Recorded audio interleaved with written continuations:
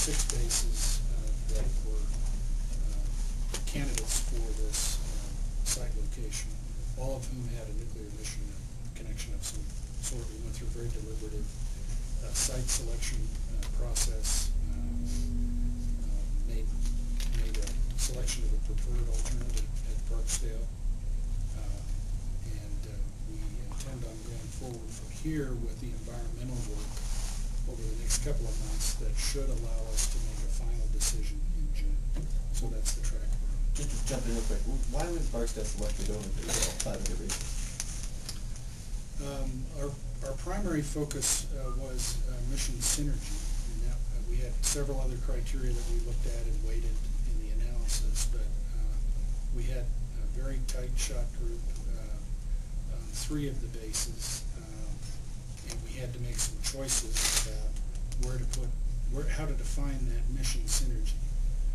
In particular, one of the decisions was sort of mission synergy up to STRATCOM, or mission synergy down to our numbered air forces, and we chose the latter because this is in these organized, train, and equip functions for which the Air Force is responsible.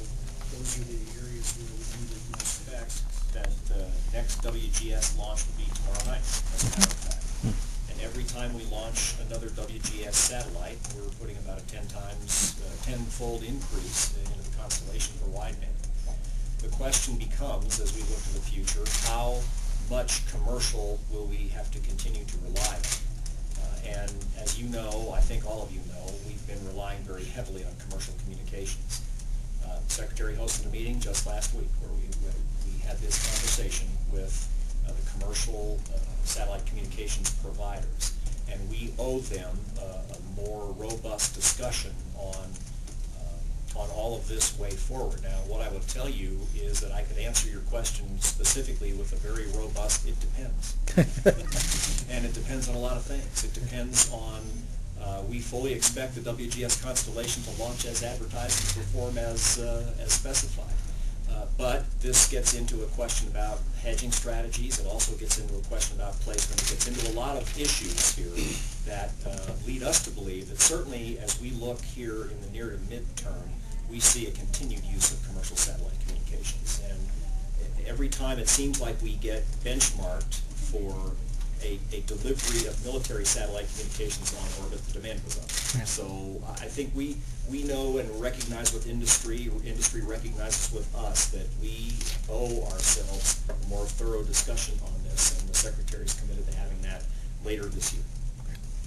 Can I follow up on that? Is it 80% what you're using roughly? And do you expect that 80-20% to shift with wideband coming on, or do you think it'll stay the same given the, you can never satisfy all the demand? Coming out of the CENTCOM AOR today, it has been about an 80-20 mix. On any given day, that may swing some. It just depends. And so Kehler says 80-20 is the perfect number. I'm not sure. But that's about right, depending on what their demands are. And, some time ago, there were some ground fiber cable issues and other things. And when those things happen, of course, the demand changes again.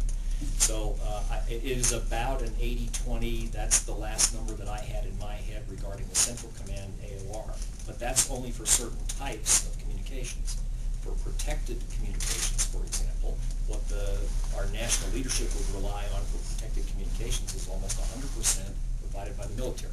So it just depends on what kind of communications we're talking about, and it depends on where in the world we are, where the demand is.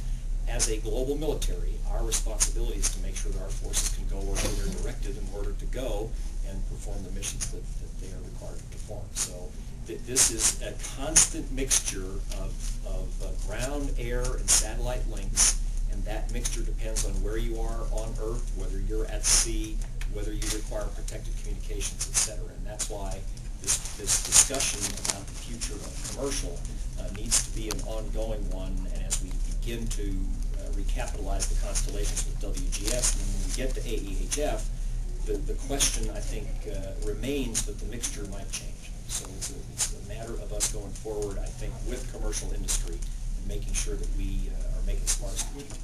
National level discussion in our interagency system, not just within the national security community, but with NASA and others that play in the commercial side, with commercial space partners and international partners. So it is a very rich mix of some very complex policy issues that we have to think through going forward.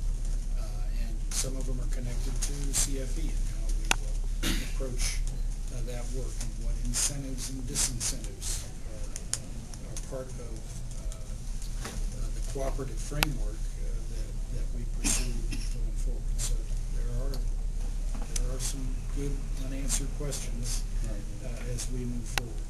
But we feel like at this point, and actually General Kehler's and even Gary, I mean, I have more experience on this than I do, but certainly my sense, looking at this for the last 9 or 10 months, is that the Air Force is very, the Air Force is found in many places in this community.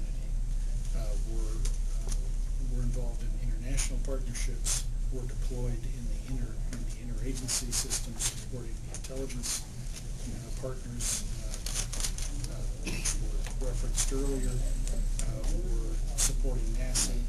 We're in the space business, sort of all in all dimensions.